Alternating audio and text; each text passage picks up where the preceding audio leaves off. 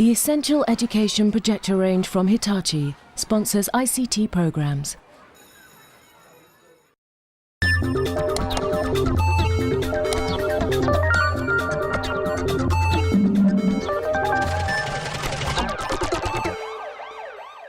Coming up in this programme, we focus on literacy and some of the issues in Every Child Matters.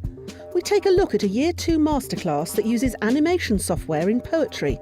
And we focus on a group of Key Stage 2 children using digital photography to explore bullying. And there are more top tips. My top tip is invest in a USB pen drive. It's a great way to transport information from one place to another. But we start with literacy. There's lots of software on the market that can help with writing poetry, but where do you start? We found one teacher in Harrow who wanted some help. Well, I have a Year 2 class and we're working on the Great Fire of London in history. I'd really like to link this to the unit of work in literacy about poetry.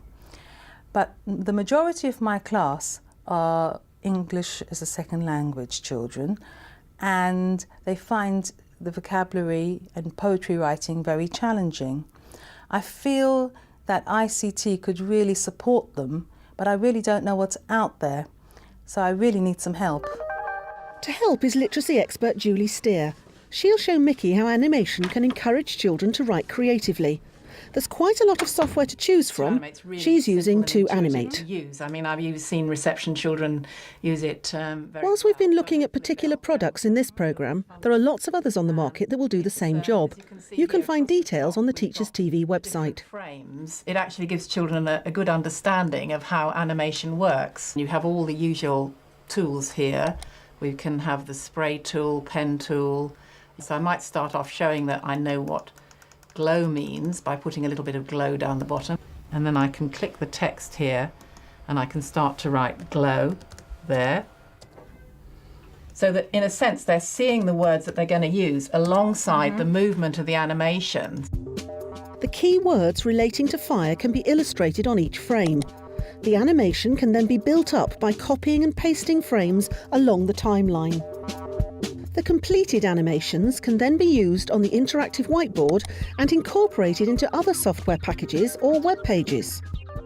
That's really good. They'll be really excited about that and want to write. Yes, and I think it makes the link between the writing, which you said was difficult. They had the words in their actual vocabulary, but they weren't using them in writing. But if this is, in a sense, illustrating their writing, the words are there. It's almost like a word bank for them, but it's got that visual, you know, what exactly is the difference between those words. How do you envisage, I use it in the lesson, we've got the computer suite and the interactive whiteboards. We've also got a bank of about 5 or 6 laptops. I really like to see the use of the laptops in the lesson. It integrates the IT right the way through the unit of work. As the different children have a go on the work on the laptops, it kind of reinforces what they're doing. It's really good to have a paper-based task as well, because obviously with only 5 or 6 laptops, not all the children can use laptops at once, and it helps to engage all the children in the work, and they'll all have a chance to do their work on laptops later on. I think that the children have got a certain competence. It'll obviously be challenging for some of them, which is what I want, but I think it's going to be an exciting thing to do. With Julie watching, Mickey begins her lesson by showing the class how to use the software on the interactive whiteboard. And I'm going to make some wiggly lines. Wiggly line and twisting and turning and swirling. A bit like you did your finger painting. It's really good to demonstrate on a whiteboard like this so the whole class can see what to do. And I like the way she's got the children involved in doing that. She divides the class in half. One group write poems on the laptops and the other carry out a paper-based exercise using printouts from the animations Mickey has made. Hey, you can use that thing. I'm controlling it. It's really good to see how engaged they all are. These boys here, they're having a really animated conversation about what they're doing. Hey, blazing. Just pack a flame on you have to do blazing. Last time you both done blazing. I think this is one of the great things about IT particularly, and also and animation. It's very good for engaging all pupils. I mean, boys might not be particularly engaged with poetry, but the way she's set it up with all the visual and kinesthetic and drama and the use of IT means that they're really engaged with it and doing some very quality work around some of the words and things that she's doing. Booming could still be up there. Are you going to have sizzling or flickering? What do you think? The decision to run a paper-based activity is a good one, especially when a laptop breaks down. Oh dear, what's happened to your computer? Oh dear, never mind. I'll tell you what. She's got a backup plan. I mean, that's one of the good things about having a paper-based task in the lesson. Right? Can you write some of the words down here that you might use? The fact that the laptop broke down hasn't been a major catastrophe. She's managed that really well. Now you've done your first animation, right? Now you need to go on to the next odd number. So you need to drag from frame 1 to frame 3. Done. Okay. Now do the other half of the red. The animation has worked. It's clear from the lesson that the children have been able to create simple poems. They'll form the basis of longer pieces of writing. Mickey ends the lesson by encouraging the children to perform their completed poems alongside the finished animations. Flaming, crackling, turning, crashing, bashing, booming. I think all the children did very well, including the children with English and additional language. They obviously seem to have understood the vocabulary and used it really well in the work they've done. The children are really confident with using it. They picked it up really quickly, and I think they will come out with some other ideas of how we can use it. To animate really helped them to show that they knew what spark meant, they knew what flicker meant, they knew what glow meant. Whether they wrote the words or not, their animations showed that. I could see lots and lots of uses for it in the future. If you want to find out more about the range of animation software available, then visit the Teachers TV website. When pupils are using the internet to find information, always try and select some websites first. It's amazing how much time pupils can waste searching the internet and not find the information you'd like them to. My top tip is always try the equipment before the lesson starts. Otherwise, you might find yourself being caught out. An important tip for teachers using ICT is to share. Share with your colleagues in your school, share with other schools good practice, go and see lessons, find out about good websites and good ICT software to use. Finally today, Every Child Matters. It's on every school's agenda. But how can ICT help move it forward? Well, here's an inspirational example from a group of 5 primary schools in Somerset. Okay, and we'll do that again. 2 of the 5 outcomes are making a positive contribution and enjoying and achieving. Get rid of all of those. And then These are what this session is hoping to tackle. That's fantastic. You can bring in the ones that you want then. Okay. Today is mixing ICT with creative writing, but also thinking about social and emotional aspects of learning. So by the end of the session, what I'm hoping is they'll have made a photo story, whereby they will have thought of their own creative writing to go in there, they'll have taken their own photographs digitally, and they will have put some movement to those photographs. All goes together at the end to make themselves a film. It will take them to somewhere else that they can't be taken to with a book. Starting the session with a "here's one I made earlier" helps in 2 ways. It acts as an icebreaker for the children from the different schools, and it provides a model for how they might create their own story. Look what I can do. If I click on here, I can move it to the top. Okay, can you all see the screen? Now I've given you the skills to make a photo story. The next step is to brainstorm the sort of issues that might be part of the stories.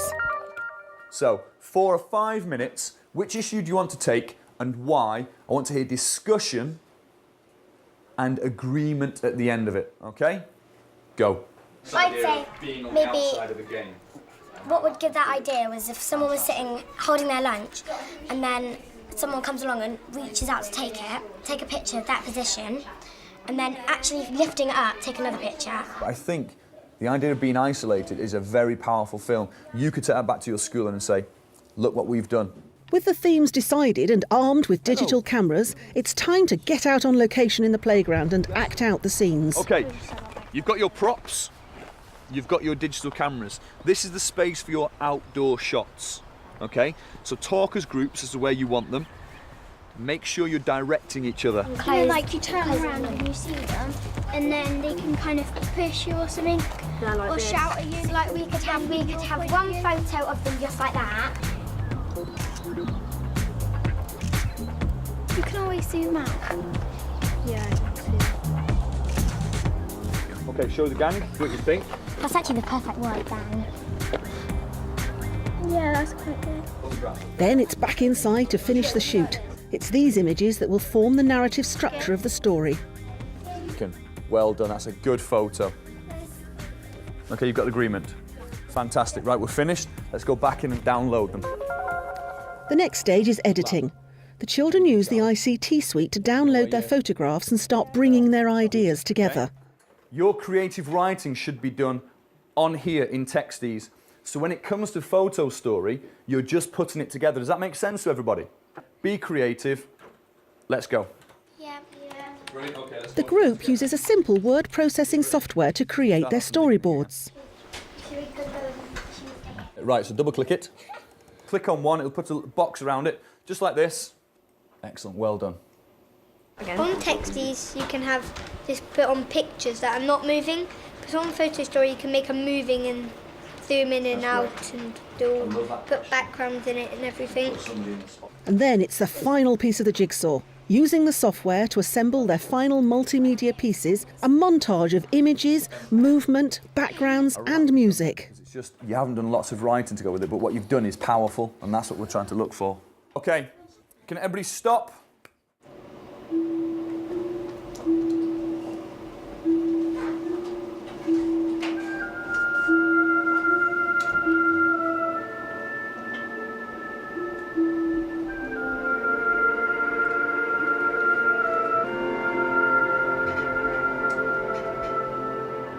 Fantastic, well done.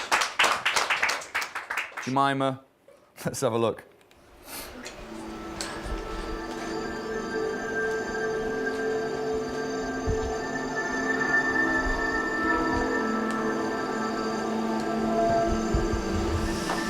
Wow. Brilliant zoom out. Fantastic. Unfortunately, guys, we've come to the end of our session. Enjoyed yourselves? Yeah. Brilliant. Lots of schools focus on bullying in their work on Every Child Matters. So what does Steve think are the advantages of using ICT? All this is not something you could do with a pen and paper. You could take the photographs, you could find some photographs from somewhere, you could put the writing with the photographs, but the music to accompany it all comes together and makes something very special and also very powerful. Hopefully they will realise how powerful it can be, and that's not something you can find with pen and paper. Well, that's about it for this programme. But before we go, here's a literacy top tip from me. I always set the computer screensaver in my classroom to show the homepage of an author's website. Helps encourage children to get reading. Don't forget you can find information about this programme or any of the others in the series by visiting the Teachers TV website. Bye for now.